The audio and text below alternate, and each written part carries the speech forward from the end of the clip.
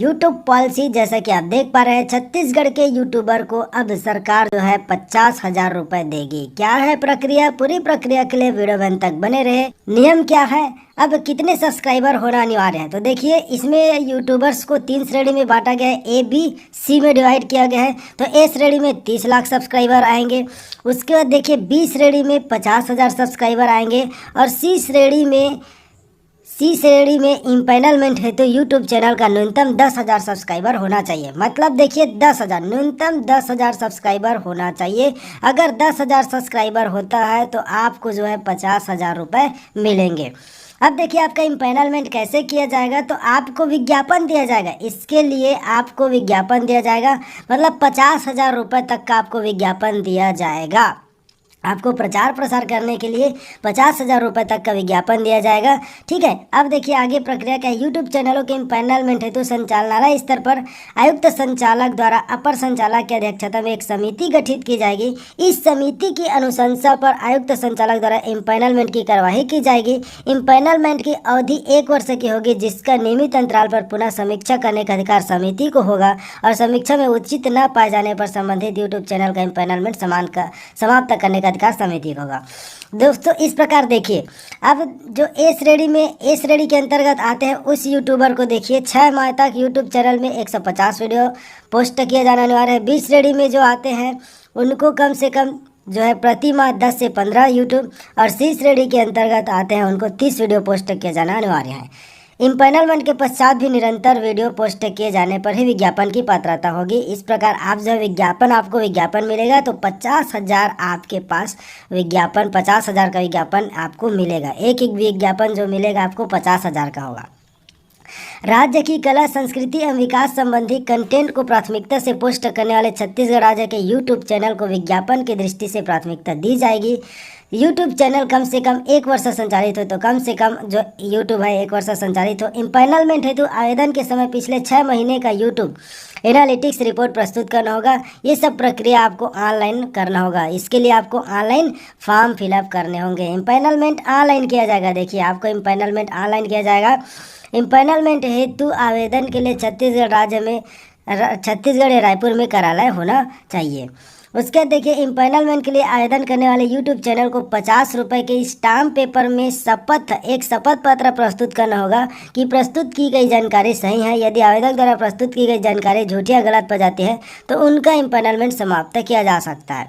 YouTube channel के स्वामी द्वारा विज्ञापन के देयक के साथ इस आशय का 50 रुपये से स्टाम्प में शपथ पत्र भी प्रस्तुत करना होगा कि उनके यूट्यूब चैनल में विज्ञापन प्रदर्शित या प्रसारित किया गया है। ठीक है, तो इस प्रकार आप जो है जिनके यूट्यूब चैनल में एल बैंड, स्पॉट एवं अन्य विज्ञापन जारी किए जाएंगे। इस प्रकार जो है आपके चैनल पर ये विज्ञापन जारी किए जाएंगे जिससे आम जनता तक पहुंचेगी। सभी नियम की पूर्ति करने वाले यूट्यूब चैनल को अवसर, उपयोगिता, आवश्यकता एवं बजट की उपलब्धता की दृष्टिगत से 50,000 रुपये का विज्ञापन स्वीकृति का अधिकार सक्षम अधिकारी आयुक्त संचालक जनसंपर्क को होगा। इस प्रकार देखिए, यदि आपका यूट्यूब चैनल हर चीज़ में खरे उतरता है तो आपको जो है 50,000 रुपये मिलेगा। इम्पैनलमेंट का अर्थ विज्ञापन जारी किए जाने की प्रतिबद्धता नहीं है। इस प्रकार दोस्तों राज्य शासन आयुक्त संचालक जनसंपर्क को यूट्यूब चैनल के स्तर, सामग्री, औचित्य और लक्ष्य समूह की आवश्यकता को देखते हुए विज्ञापन संबंधी पात्रता की स्वीकृति एवं अस्वीकृति के संबंध में पूर्ण अधिकार होगा। यूट्यूब चैनल पर किसी भी तरह की अमर्यादित, अवांछित सामग्री का प्रकाशन, प्रसारण, लिंक्स प्रदर्शित होने पर प्रदर्शित विज्ञापन दे नहीं होगा एवं निरस्त कर दिया जाएगा। तो इस प्रकार आप जो है अमर्यादित ढंग से जो वीडियो अपलोड नहीं कर सकते हैं। इस प्रकार से इसमें दिया गया है। तो इसके लिए आपको करना क्या है, तो इसके लिए जो है आपको ऑनलाइन आवेदन करना होगा। कहाँ से मिल जाएगा ये जो ऑनलाइन करने का लिंक आगे आपको मैं दिखा रहा हूँ।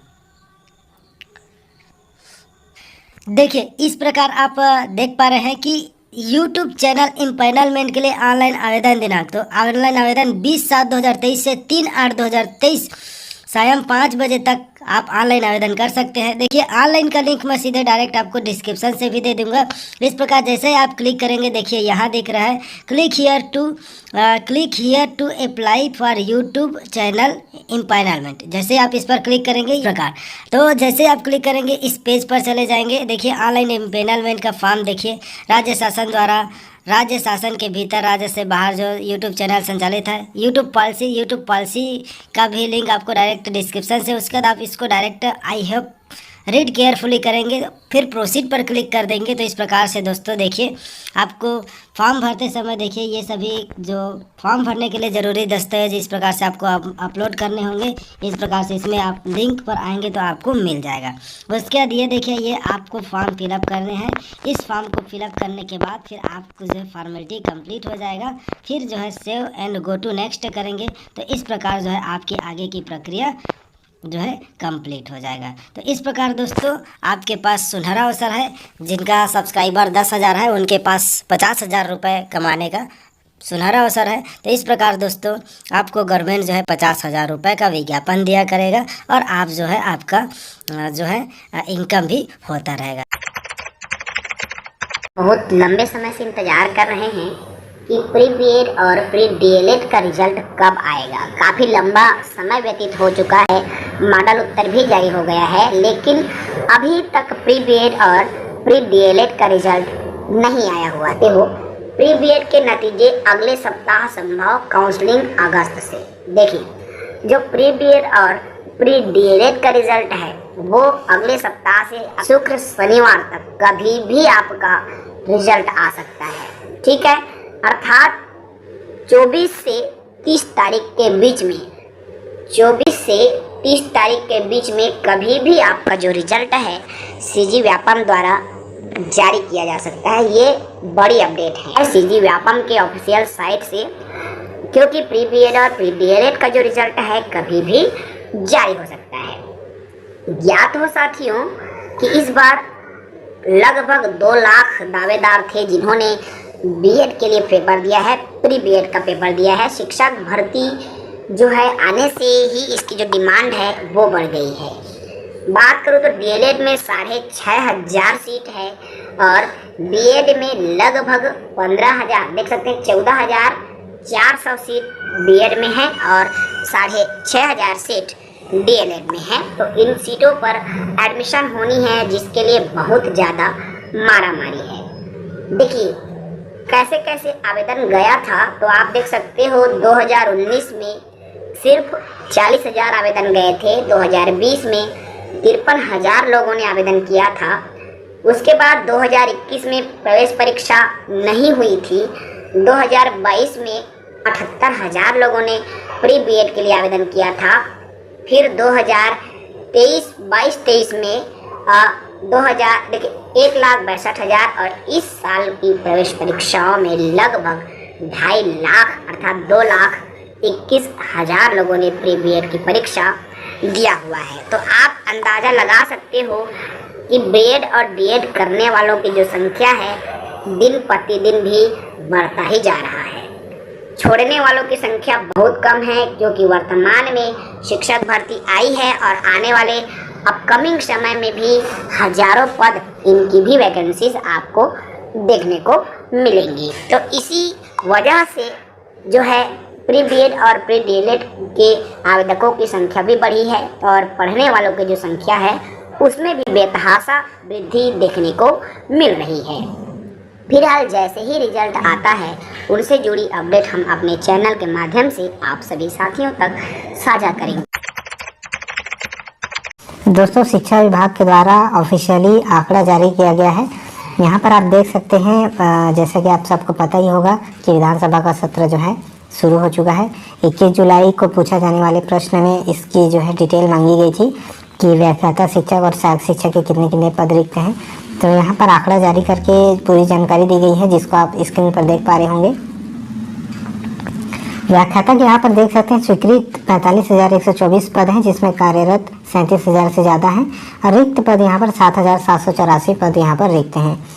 वहीं शिक्षक की आप देखेंगे तो 60,000 से ज़्यादा स्वीकृत पद हैं, 44,000 से ज़्यादा कार्यरत हैं और 15,588 पद यहाँ पर रिक्त हैं। वहीं पर सहायक शिक्षक और सहायक शिक्षक विज्ञान प्रयोगशाला मिला करके 88,000 से भी ज़्यादा यहाँ पर स्वीकृत पद हैं, जिसमें से कार्यरत 54,000 से ज़्यादा हैं और रिक्त पद यहाँ पर 34,075 हैं। इन सभी को आप टोटल करेंगे तो 50,000 से भी ज़्यादा पद यहाँ पर रिक्त हैं, जिसमें जो है 2019 में एक भर्ती हुई थी। इसके अलावा 2023 में इसके लिए भर्ती हो रही है और 2023 में 12,479 पदों के लिए भर्ती हो रही है।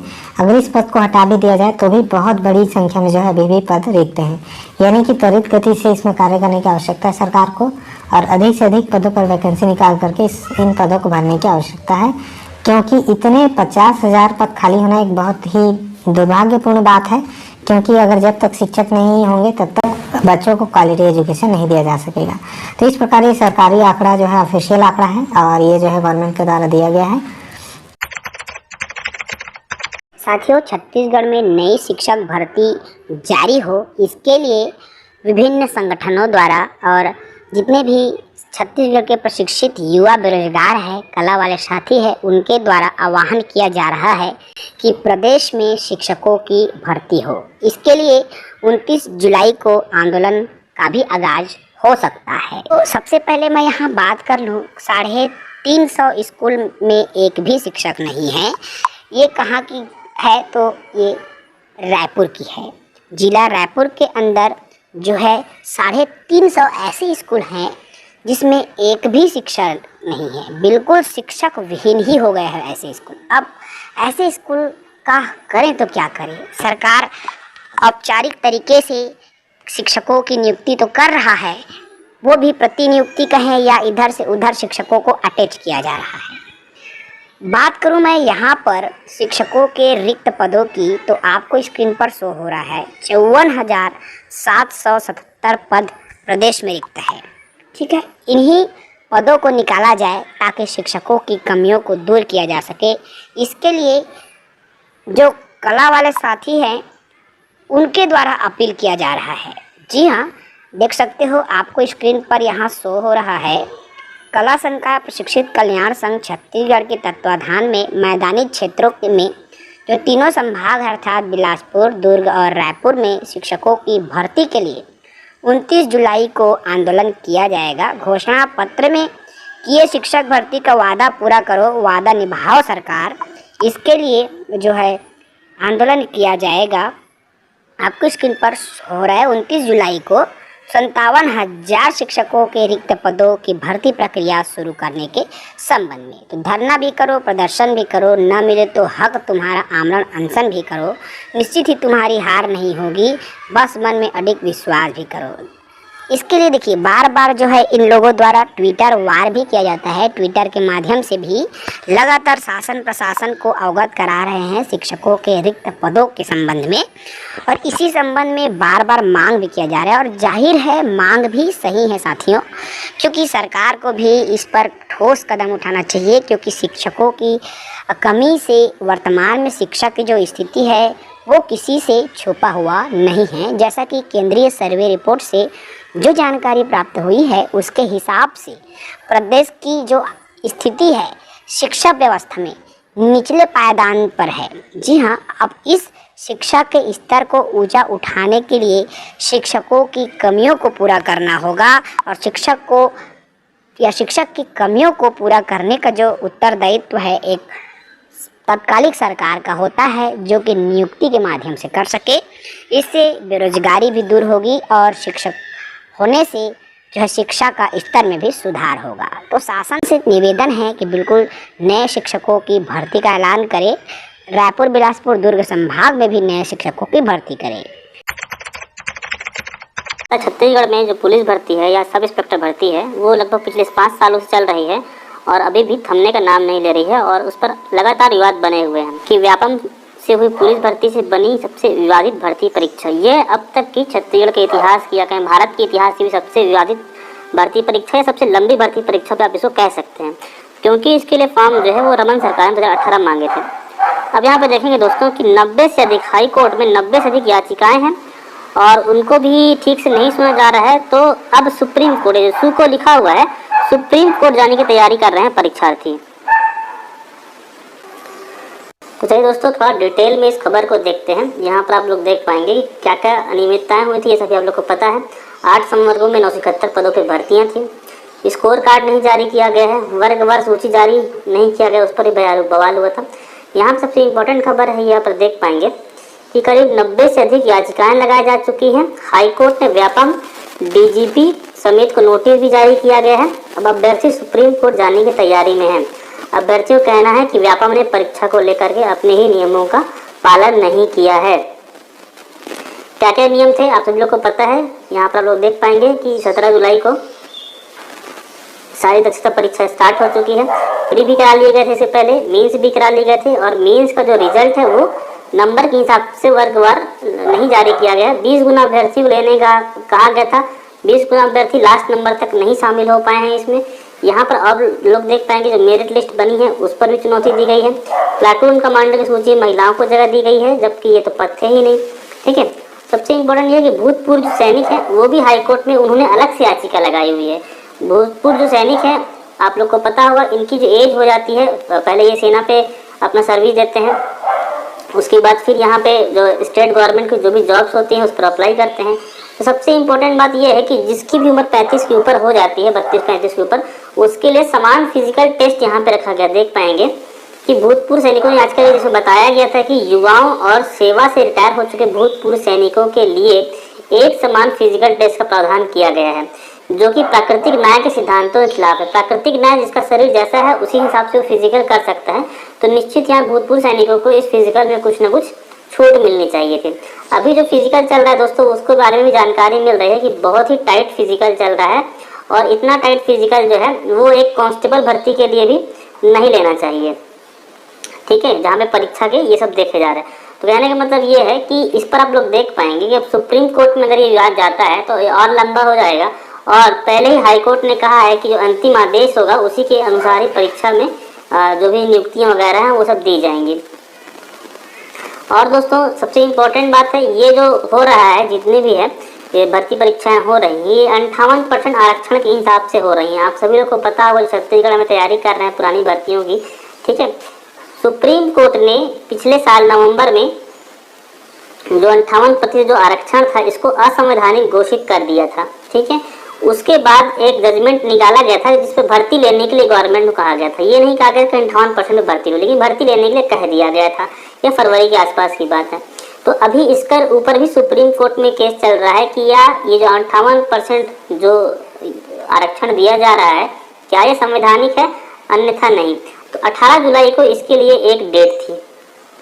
18 जुलाई को डेट बढ़ा करके अभी वर्तमान में 25 जुलाई को एक नया डेट अपडेट कर दिया गया है कि 25 जुलाई को इसके ऊपर फिर से सुप्रीम कोर्ट में सुनवाई होने वाली है कि क्या छत्तीसगढ़ में जो 58% का जो आरक्षण चल रहा है, जिसमें एसटी को 32% है, मतलब जो पहले जिस प्रकार था उसी प्रकार चल रहा है। ठीक है, ओबीसी को है और एससी को है। ठीक है, तो ये जो है 50% जो सीमा है उससे ऊपर है, तो क्या ये जायज़ होगा कि नहीं जायज़ होगा, इसके लिए भी सुप्रीम कोर्ट में भी केस चल रहा है। उसमें ये जो भर्ती परीक्षाएं हैं, एक्चुअली ये जो पुलिस भर्ती थी, सब इंस्पेक्टर की भर्ती थी, बहुत लोगों ने लंबे समय तक इससे तैयारी किया था और अपने दिल से लगा करके बैठे थे कि हमको वर्दी मिलेगी। और जब उसमें इस प्रकार की धांधली सामने आई है, अनियमितताएं सामने आई हैं, तो बहुत सारे लोग अब सुप्रीम कोर्ट तक का दरवाज़ा खटखटाने के लिए तैयार है यहाँ पर।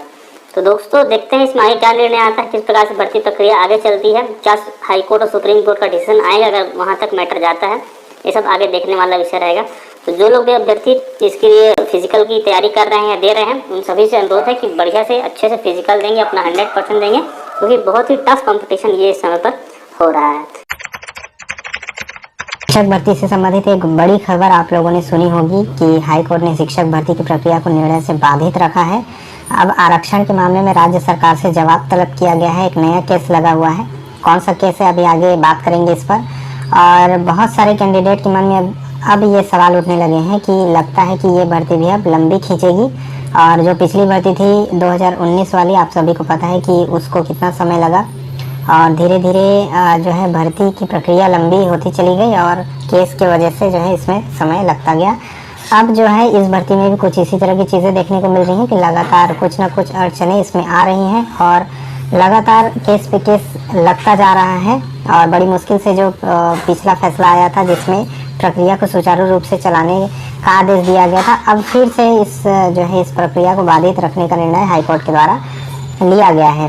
ठीक है, जैसे यहाँ पर आप देख सकते हैं कि ये जो केस है किस वजह से लगा था। शिक्षक भर्ती से जुड़ी हाईकोर्ट से एक बड़ी खबर है कि एसटी को 65% से अधिक आरक्षण मामले में शिक्षक भर्ती की प्रक्रिया को हाईकोर्ट ने निर्णय से बाधित रखा है।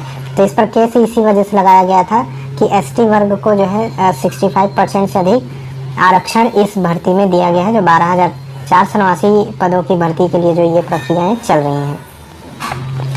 यहाँ पर आप देख सकते हैं कि शिक्षक व सहायक शिक्षक भर्ती प्रक्रिया में याचिका के निर्णय के याचिका पर सुनवाई में जो फैसला लिया गया है कि इसको अब निर्णय के अधीन रखा जाएगा और इसकी अगली सुनवाई 24 सितंबर वाले सप्ताह में होगी। इस मामले में याचिकाकर्ता जिनका नाम यहाँ पर दिया हुआ है देख सकते हैं। तो हाईकोर्ट में अधिवक्ता के जरिए याचिका दायर की थी और अधिवक्ता ने ये कहा कि राज्य सरकार की तरफ से शिक्षक टी संवर्ग में 4,659 पद एवं ई संवर्ग में 1,113 पदों के लिए 4 मई 2023 को विज्ञापन जारी किया गया था। इस विज्ञापन में सहायक शिक्षक के पद के लिए आवेदन आमंत्रित किया गया था और यहाँ पर जो अलग अलग पदों के लिए वैकेंसीज जारी की गई थी, जिसमें अलग अलग नियम के हिसाब से 50 से 58% आरक्षण को बढ़ाने की अधिसूचना हाईकोर्ट ने निरस्त कर दिया था। सर्वोच्च न्यायालय ने फिर लंबित विज्ञापनों को 58% आरक्षण के आधार पर क्रियान्वित करने का आदेश दिया था, यानी अधिकतम 58% आरक्षण होना चाहिए था। लेकिन जो वैकेंसी जारी की गई उसमें अनुसूचित जनजाति को 65% आरक्षण के साथ इस वैकेंसी को जारी किया गया। तो याचिकाकर्ताओं ने विज्ञापन को चुनौती देते हुए दायर की याचिका और यहाँ पर उनका यही था कि उनका ये कहना था कि अगर ये बैकलॉग के पद इसमें जुड़े हैं तो इसमें जो है वैकेंसी में जो नोटिफिकेशन जारी किया गया था उसमें इसको स्पष्ट किया जाना चाहिए था, जिस पर याचिकाकर्ताओं की ओर से बताया गया कि विज्ञापन में कितने बैकलॉग के पद हैं और किस वर्ग के हैं यह नहीं बताया गया है। तो इसी वजह से जो है इसको याचिका को दायर किया गया है। अब देखने वाली बात ये होगी कि राज्य शासन इस पर क्या जवाब देती है। जैसे कि यहाँ पर बताया गया है कि एकल पीठ ने राज्य शासन से जवाब तलब करते हुए भर्ती प्रक्रिया को इस याचिका के निर्णय से बाधित रखा है। तो उन अभ्यर्थियों के लिए ये दुर्भाग्यपूर्ण बात है जो चाह रहे हैं कि भर्ती जल्दी हो। का सत्यापन हेतु प्रपत्र जारी कर दिया गया है। जी हाँ साथियों, आपका शिक्षा विभाग द्वारा व्याख्याता का जो प्रथम चरण की काउंसलिंग की प्रक्रिया पूर्ण हो चुकी है, जिसके लिए सत्यापन का प्रपत्र जारी कर दिया गया है। आप स्क्रीन पर देख पा रहे होंगे। विषय यहाँ पर आपको भरना है, ठीक है। कौन से टेबल में आपका सत्यापन होगा, सभी चीजें आपको मेंशन करना पड़ेगा। आपका रोल नंबर, मेरिट का क्रमांक क्या होगा, अभ्यर्थी का नाम, तमाम चीजें आपको यहाँ पर भरना होगा। बड़ी खबर है, इस वक्त की सबसे बड़ी अपडेट जो निकल कर सामने आ रही है। देख पा रहे होंगे यहाँ पर आपको स्क्रीन पर शो हो रहा है। ये जो है आपके कहना चाहिए साथियों, ये जो सत्यापन का प्रपत्र है जिसमें 26 क्रमांक दिया गया है, इसको एक एक करके आपको पूरी इंफॉर्मेशन भरनी होगी। तिथि की मैं बात करूं पूरे साथियों, सीधी भर्ती 2023 व्याख्याता पद हेतु दस्तावेज सत्यापन की समय सारणी जारी कर दिया गया है। जी हाँ साथियों, प्रथम चरण की जो काउंसलिंग है उसके संबंध में कब कब आपका डॉक्यूमेंट वेरिफिकेशन होगा, स्क्रीन पर देख पा रहे होंगे। 31 जुलाई 2023 को वाणिज्य संकाय का डॉक्यूमेंट वेरिफिकेशन होगा। 1 अगस्त को गणित विषय का होगा, 2 अगस्त को गणित और भौतिकी का होगा, 3 अगस्त को भौतिकी और 4 अगस्त को भी भौतिक विषय का वेरिफिकेशन होगा। जी हाँ साथियों, बड़ी खबर है, इस वक्त की सबसे बड़ी खबर निकल कर सामने आ रही है। इस दस्तावेज सत्यापन होगा कहां पर, तो आपको स्क्रीन पर शो हो रहा है। प्रातः 11 बजे कार्यालय छत्तीसगढ़ माध्यमिक शिक्षा मंडल परिसर पेंसर 12 रायपुर में आपका डॉक्यूमेंट वेरिफिकेशन किया जाएगा। जी हाँ साथियों, इस वक्त की सबसे बड़ी खबर जो निकल कर सामने आ रही है, जैसा कि आपको स्क्रीन पर शो हो रहा है। प्रथम चरण की काउंसलिंग के लिए डॉक्यूमेंट वेरिफिकेशन की लिस्ट भी आ चुकी है, तिथि भी जारी हो सकी है। अब बहुत जल्दी आपके शिक्षक और सहायक शिक्षक के लिस्ट भी आ जाएंगे और शिक्षक सहायक शिक्षक के काउंसलिंग की प्रक्रिया भी शुरू हो जाएगी। वर्णम के द्वारा एक लेटेस्ट प्रेस विज्ञप्ति जारी की गई है और इस प्रेस विज्ञप्ति में क्या कहा गया है, सीजी टेट से संबंधित इस प्रेस विज्ञप्ति को जारी किया गया है। यहाँ पर आप देख सकते हैं छत्तीसगढ़ शिक्षक पात्रता परीक्षा टेट 2022 का संशोधित परीक्षा परिणाम एवं ई सर्टिफिकेट जारी करने के संबंध में। अब यहाँ पर समझिएगा कि जो टेट का जो सर्टिफिकेट जारी किया गया था उसमें बहुत सारे ऐसे केस आए हुए थे जिसमें जो non creamy layer OBC category के होते हैं उन्होंने गलती से क्रीमी लेयर डाल दिया था, जिसको कोर्ट के द्वारा सुधारवाने के लिए सीएल से नॉन क्रीमी लेयर यानी एनसीएल के लिए जो है आवेदन बहुत ज़्यादा मात्रा में लगाया गया था, तो उसी के लिए इसको जारी किया गया है। और ये जो है 10वां समूह है, यानी कि 10वीं बार ऐसा हो रहा है कि कुछ लिस्ट में कुछ नाम जारी किए गए हैं जिनका सुधार किया गया है। तो ये 10वां लिस्ट है, यहाँ पर से नाम देख सकते हैं। इन अभ्यर्थियों ने जो है याचिका लगाई थी और इनका अब जो है सुधार हो चुका है। यहाँ पर आप देखेंगे कि सीएल से एनसीएल भी कराने वाले काफ़ी सारे कैंडिडेट हैं और इसके साथ ही साथ जनरल से एनसीएल, जनरल से एनसीएल, जनरल से एससी, इस तरह के भी सुधार इसमें किए गए हैं। तो इसमें जो है नया सुधार करके सर्टिफिकेट जारी किया गया, ई सर्टिफिकेट। और जो भी ये कैंडिडेट हैं जिनका भी मैंने नाम दिखाया वो अब ऑफिशियल वेबसाइट से अपना जो सर्टिफिकेट है वो डाउनलोड कर सकते हैं।